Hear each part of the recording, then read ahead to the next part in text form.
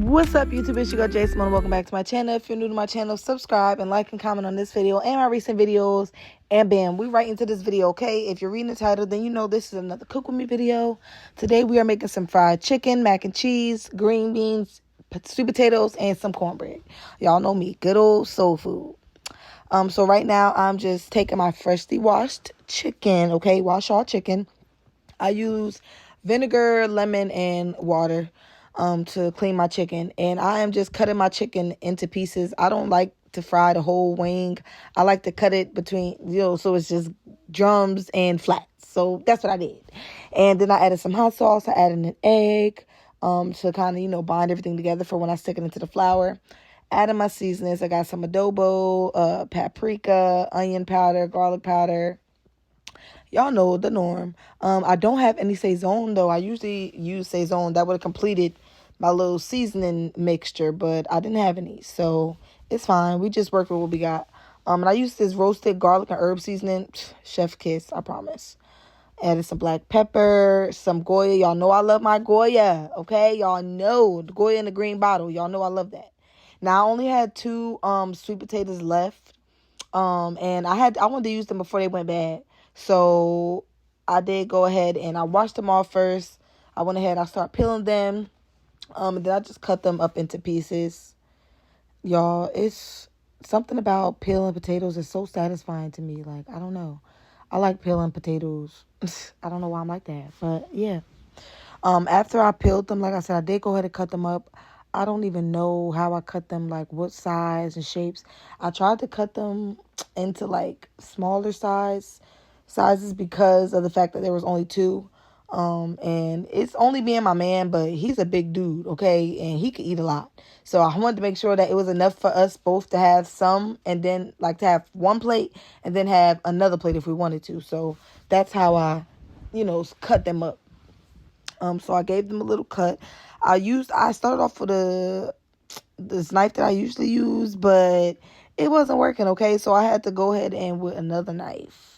But it's all right because it did what it did. Then I took my green beans. I cut them open. I got them from Aldi's. That's right in this bag. Usually I would get fresh string beans. But this is what they had at Aldi's. So this is what I got.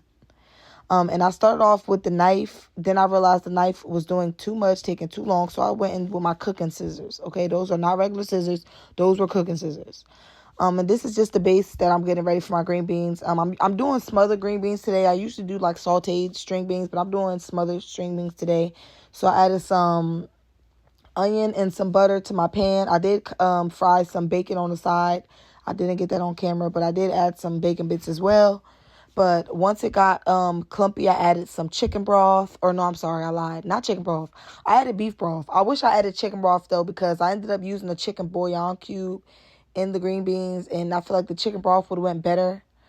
It still ended up tasting really freaking good, but I don't know. I just didn't realize that till I was watching this video back. So, boom.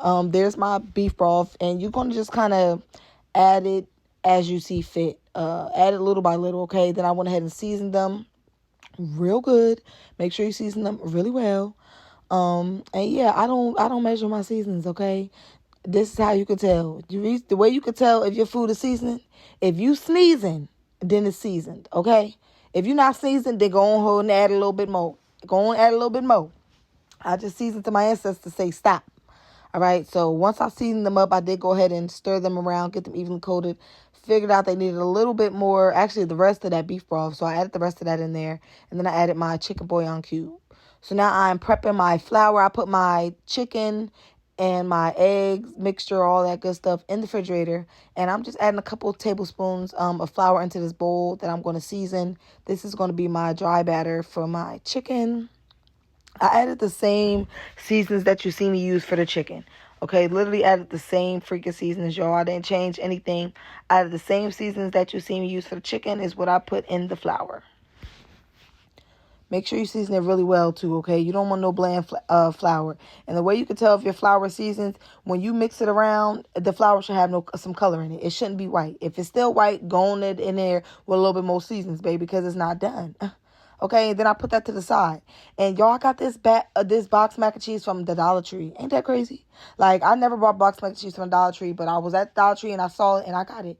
And usually I would make baked mac and cheese, but I didn't feel like doing all that. Okay, so I didn't do that. But I did spice up this box mac and cheese. I did season it. I lightly seasoned it though, because the cheese that the box mac and cheese comes with has like salt and shit in it. So I didn't want it to be too salty or anything like that. So I lightly seasoned my noodles before I added the cheese. Okay, and I did add some butter in there, but y'all can't see that. But I did add some butter before I did all this too. This is a cheese that comes with the box. It looks like some gooey Velveeta cheese that's like already melted or something. I don't know. And I added a little bit of milk at a time just until I got it to the consistency that I wanted, which was nice and creamy. And I did go ahead and with my own cheeses, okay? Because you can't just have that cheese. I don't care if it's the box mac and cheese. You got to add a little bit more cheese in there. You just have to do it. It's mandatory. So that's what I did. I went ahead and added a Mexican style blend of cheese into this box mac and cheese mixture, and I had to taste it because I had to. This is some of the last pieces of chicken that are frying. This is the ones that are done. That's the finished product of the mac and cheese. Here go my green beans, looking all delectable and delicious. My yams, I forgot cinnamon, don't have that again. There is some cornbread, and bada boom, bada bing, bada bow. We're finished.